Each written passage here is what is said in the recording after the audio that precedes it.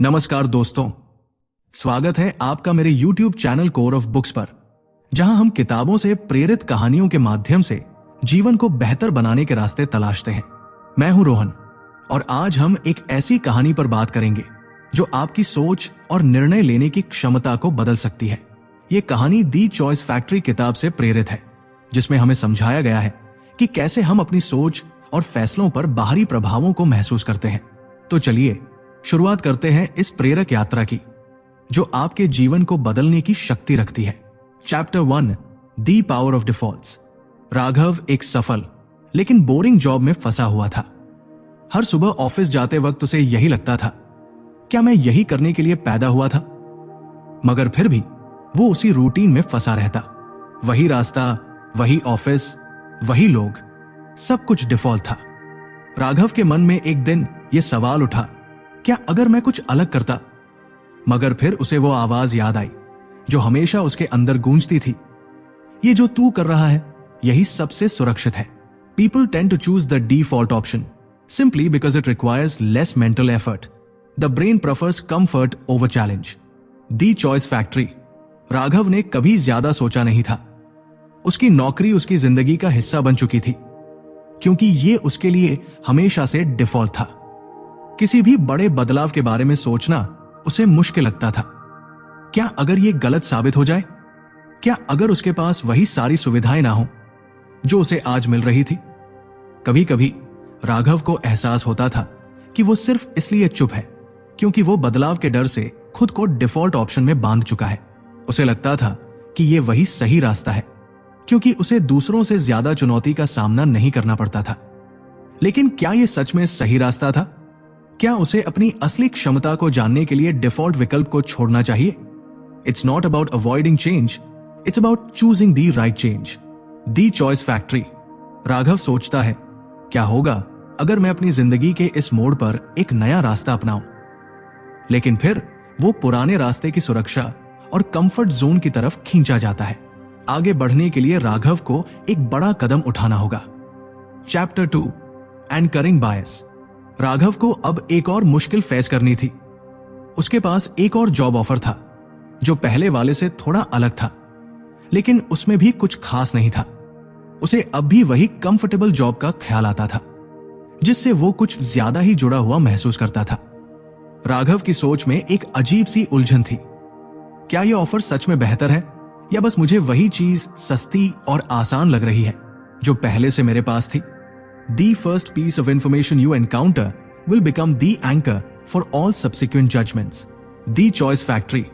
राघव को समझ में आता था कि उसका दिमाग इस ऑफर को पहले वाले जॉब के मुकाबले तौल रहा था, और यह केवल इसलिए हो रहा था क्योंकि वो उसी एंकर के आधार पर सोच रहा था। अगर उसने पहले जॉब के बारे में सोचना बंद कर दिया होता तो शायद वो दूसरे जॉब को भी बेहतर तरीके से देख पाता। क्या मैं उस ऑफर को सही तरीके से जज कर रहा हूं या मैं सिर्फ एक एंकर से चिपक रहा हूं? राघव सोचता है। वो ये जानने की कोशिश करता है कि क्या वो वास्तव में सही फैसला ले रहा है या सिर्फ पहले के जॉब के आधार पर सब कुछ तौल रहा है। हर बार जब राघव दूसरे ऑफर के बारे में सोचता, उसे पहले वाली जॉब की बातें याद आती। वही लोग, वही काम, वही आरामदायक माहौल। ये एंकर उसे न चाहते हुए भी खींच रहा था। Your first impression is often the one that sticks. But that doesn't always make it the right one. The choice factory. Raghav को एहसास हुआ कि वो एक तरह से अपने दिमाग में एक एंकर डाल चुका है जो उसे सच में वो कदम उठाने से रोक रहा था जो उसके लिए सही हो सकता था। Chapter 3, social proof. राघव को अपनी नई जॉब के बारे में सोचते हुए कुछ दिन हो गए थे, मगर अब उसे एक और चीज महसूस हो रही थी। उसके दोस्तों और साथियों की राय, वे सभी अपने काम में व्यस्त थे, लेकिन धीरे धीरे राघव ने देखा कि सभी उसी तरह के रास्ते पर चल रहे थे जैसे वो पहले था, एक सुरक्षित और तयशुदा रास्ता। राघव का मन भी अब इस सोशल प्रूफ से प्रभावित होने लगा था। अगर सब यही कर रहे हैं तो शायद मुझे भी यही करना चाहिए, वो सोचने लगा। उसके दोस्तों और साथी जो एक तरह से उसके लिए रोल मॉडल थे, वही रास्ता चुन रहे थे जो उसे आसान और सही लगने वाला था। We tend to follow the crowd because we assume that others know better than us. The choice factory. ये सोशल प्रूफ उसे बहुत आकर्षित करता था। राघव का मन कह रहा था, अगर बाकी सब लोग ये कर रहे हैं तो इसमें कोई ना कोई बात होगी। लेकिन क्या ये सच में उसे उसकी असली जिंदगी के लक्ष्य के करीब ले जाएगा? राघव ने सोचा, क्या मैं सच में अपनी पहचान बना रहा हूं या मैं सिर्फ दूसरों के फैसलों का पालन कर रहा हूं?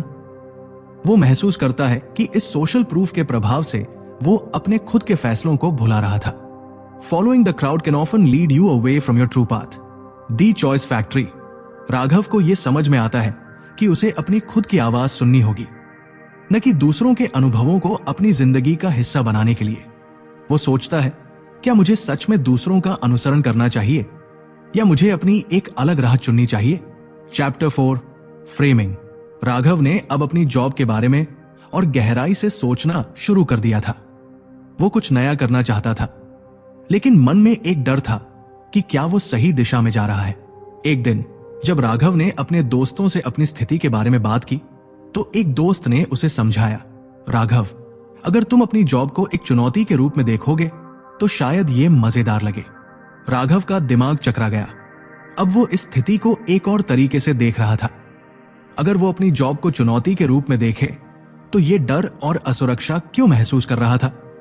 क्या अगर उसे अपनी पुरानी नौकरी को फिर से एक नई रोशनी में देखना शुरू कर देना चाहिए था? The way information is presented to us affects the way we make decisions. The choice factory. Raghav ने महसूस किया कि अब वो अपनी जॉब को पूरी तरह से अलग तरीके से देख रहा था। पहले वो इसे एक बोरिंग रूटीन समझता था, लेकिन अब उसे ये एक चुनौती के रूप में दिखने लगी थी। क्या अगर उसे ये बदलाव अपने फायदे के लिए इस्तेमाल करना चाहिए था? अगर मैं इसे नए तरीके से देखूं तो? राघव सोचता है, अगर मैं अपनी जॉब को एक अवसर के रूप में देखूं तो क्या मुझे वही डर महसूस होगा? The frame through which we see a situation can change how we react to it. The choice factory. Raghav का मन अब बदल चुका था। वो देख रहा था कि कैसे उसने एक ही स्थिति को अलग अलग तरीकों से देखा, और अब वो खुद को एक नई सोच के साथ देख रहा था। ये फ्रेमिंग का प्रभाव था, और ये उसे सोचने पर मजबूर कर रहा था कि वो अपनी जिंदगी में आने वाले फैसलों को कैसे देखता है। Chapter 5 scarcity. राघव की जिंदगी में अब एक नया मोड़ आया था। उसकी जॉब ऑफर एक बार फिर से बदल चुकी थी, लेकिन अब उसे एक और चीज महसूस हो रही थी। यह ऑफर सीमित था। उसे बताया गया था कि यह ऑफर सिर्फ अगले कुछ दिनों तक ही रहेगा, और अगर वो इसे अब स्वीकार नहीं करता तो यह फिर कभी नहीं मिलेगा। राघव के दिमाग में यह ख्याल आया, क्या होगा अगर यह मौका फिर कभी नहीं आए? उसकी सोच में अब यह डर था कि वो इस मौके को खो देगा, और शायद फिर कभी ऐसा मौका उसे नहीं मिलेगा। When people believe that something is scarce, they value it more highly. The choice factory. Raghav अब इस जॉब ऑफर को और भी ज्यादा महत्व देने लगा था, क्योंकि उसे यह महसूस हो रहा था कि यह मौका सीमित है। उसके अंदर एक अजीब सी बेचैनी थी। अगर मैं ये मौका खो देता हूं तो मुझे पछताना पड़ेगा, वो सोचता है। वो जानता था कि ये केवल एक स्कार्सिटी की भावना है जो उसे इस ऑफर को ज्यादा अहमियत देने पर मजबूर कर रही थी। क्या वह सच में ये जॉब चाहता था, या वो केवल इस डर से इसे अपनाने वाला था कि ये मौका जल्द ही खत्म हो जाएगा? Scarcity often makes us make irrational decisions based on fear of missing out. The choice factory. Raghav को यह समझ में आता है कि वो केवल इस डर से एक फैसला लेने जा रहा था जो शायद उसकी असली जरूरत से मेल नहीं खाता था। क्या वह इसे सच में अपने जीवन के अगले कदम के रूप में चुन रहा था, या केवल इस डर से कि यह मौका कहीं हाथ से निकल न जाए?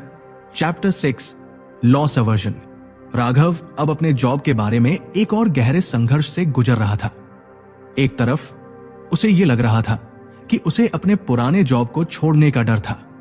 उसकी पुरानी जॉब में एक स्थिरता थी जो उसे मानसिक शांति देती थी, लेकिन अब नया ऑफर उसे एक बड़ी चुनौती और मौका दोनों लग रहे थे। We hate losing more than we love winning. The choice factory. Raghav का मन कई बार इसी संघर्ष में फंसा हुआ था। क्या मैं ये जोखिम उठाऊं, या क्या मुझे उस स्थिरता को छोड़कर कुछ नया करने का डर है? वो सोचता है। उसे लगता था कि पुराने जॉब को छोड़ने से उसे कुछ बड़ा खोने का डर था, जबकि नए ऑफर में अवसर था, लेकिन साथ ही जोखिम भी था। राघव की सोच पर एक अजीब सा दबाव था। उसे यह लग रहा था कि अगर वो अपनी पुरानी जॉब छोड़ता है तो वो कुछ बहुत बड़ा खो देगा, किसी तरह का मानसिक आराम जो उसने वर्षों से पाया था। Losses loom larger than gains of equal size. The choice factory. Raghav अब यह समझने लगा था कि उसकी चिंता सिर्फ एक संभावित नुकसान से थी जो कि उसे नए रास्ते पर चलने से रोक रहा था। क्या मैं इस डर से एक बड़ा अवसर खो रहा हूं? उसने खुद से पूछा। राघव ने महसूस किया कि यह लॉस एवर्शन का प्रभाव था जो उसे केवल डर से रोक रहा था, न कि उस नए मौके को पूरी तरह से अपनाने से। क्या वो अपनी पुरानी जिंदगी में बंधा रहकर केवल कुछ खोने के डर से पीछे हट रहा था? Chapter 7 commitment. राघव अब तक अपने करियर के बारे में कई बार सोच चुका था। वो अपने जॉब के विकल्पों के बारे में लगातार संघर्ष कर रहा था, लेकिन इस बार कुछ अलग था। उसने एक नए प्रोजेक्ट पर काम करने के लिए खुद को पूरी तरह से समर्पित किया था। यह नया प्रोजेक्ट उसे अपनी पुरानी जॉब से बाहर की दुनिया में कदम रखने का एक मौका दे रहा था। Once people commit to something, they're more likely to follow through. The choice factory. Raghav का मन अब पूरी तरह से इस नई दिशा में था। जब उसने इस प्रोजेक्ट के बारे में सोचना शुरू किया था तो वो संकोच कर रहा था, लेकिन जैसे जैसे वह इसे समझने और इसमें पूरी तरह से जुड़ने लगा, उसकी प्रतिबद्धता बढ़ती जा रही थी। अगर मैंने इस प्रोजेक्ट के लिए खुद को पूरी तरह से समर्पित कर लिया है तो क्या मुझे इसे जारी नहीं रखना चाहिए? राघव ने सोचा। उसकी सोच में यह प्रतिबद्धता उसे और मजबूत बना रही थी। अब वो किसी बाहरी दबाव या डर से नहीं रुक सकता था। The more we commit, the more we tend to believe in the decision we've made. The choice factory. Raghav ने अब अपने फैसले को अपनी जिंदगी के एक नए मोड़ के रूप में देखना शुरू किया। उसकी प्रतिबद्धता ही उसे आगे बढ़ने के लिए प्रेरित कर रही थी। वो समझ रहा था कि एक बार अगर आप किसी चीज के लिए खुद को समर्पित कर लेते हैं तो फिर उसका पालन करना आसान हो जाता है, क्योंकि आप अब उस फैसले को अपनी पहचान का हिस्सा बना चुके होते हैं। Chapter 8 social proof. राघव अब अपने जीवन में एक नई दिशा में आगे बढ़ चुका था। वो अपनी जॉब और करियर के बारे में अब एक मजबूत नजरिया रखता था, लेकिन एक दिन वो सोचने लगा कि वो अपने फैसलों को दूसरों के आधार पर कितना प्रभावित कर रहा था। उसने देखा कि उसके दोस्तों और सहकर्मियों ने जिन रास्तों को चुना वो उसे भी प्रभावित कर रहे थे। We look to others to determine our own actions, especially when we are uncertain. The choice factory. Raghav ने महसूस किया कि जब भी वो किसी नए निर्णय पर विचार करता था तो उसका मन सबकॉन्शियसली ये सोचता था कि दूसरे लोग क्या कर रहे हैं। क्या उसकी सहकर्मी ने जिस कंपनी में ज्वाइन किया है वही सही जगह है? क्या वो जो फैसले ले रहा है वो सभी के सही फैसलों के साथ मेल खाता है? क्या ये सही है? राघव ने खुद से पूछा, क्या मैं अपने फैसलों को दूसरों की ओर देखकर बना रहा हूं, या ये मेरी अपनी सोच का परिणाम है? We tend to follow the crowd, especially when we are uncertain about what to do. The choice factory. अब राघव को समझ में आया कि उसकी सोच में बहुत कुछ सामाजिक प्रमाण का प्रभाव था। वो दूसरों के उदाहरणों से अपने फैसले बनाने की कोशिश कर रहा था, लेकिन उसने ये भी महसूस किया कि उसकी अपनी सोच और निर्णय की अहमियत होनी चाहिए। राघव ने यह निर्णय लिया कि वो अपनी पहचान और जिंदगी के फैसले खुद से करेगा, बिना दूसरों की नकल किए। Chapter 9 anchoring. राघव ने जॉब ऑफर के बारे में सोचते हुए महसूस किया कि उसके फैसले में एक अजीब सा असर था। एक दिन जब उसने अपनी पूरी स्थिति को देखा, उसे यह समझ में आया कि वो अनजाने में ही उस पहले ऑफर को एंकर के रूप में इस्तेमाल कर रहा था जो उसने पहली बार प्राप्त किया था। इस पहले ऑफर ने उसकी सोच को एक दिशा दी थी और अब बाकी सभी ऑफर उसी के मुकाबले छोटे लग रहे थे। We anchor ourselves to the first piece of information we receive. The choice factory. Raghav ने महसूस किया कि वो किसी भी नई जानकारी को पहले जो कुछ भी उसे पता चला था उसी के संदर्भ में देख रहा था। जैसे ही वो नए जॉब ऑफर पर विचार करता, उसका दिमाग हमेशा उसी पहले ऑफर पर लौट आता। उसने ये भी महसूस किया कि जब पहले ऑफर में बहुत से अच्छे फायदे थे तो बाकी ऑफर के मुकाबले उन्हें कमतर समझना स्वाभाविक हो गया था, भले ही वे खुद में बेहतर हो सकते थे।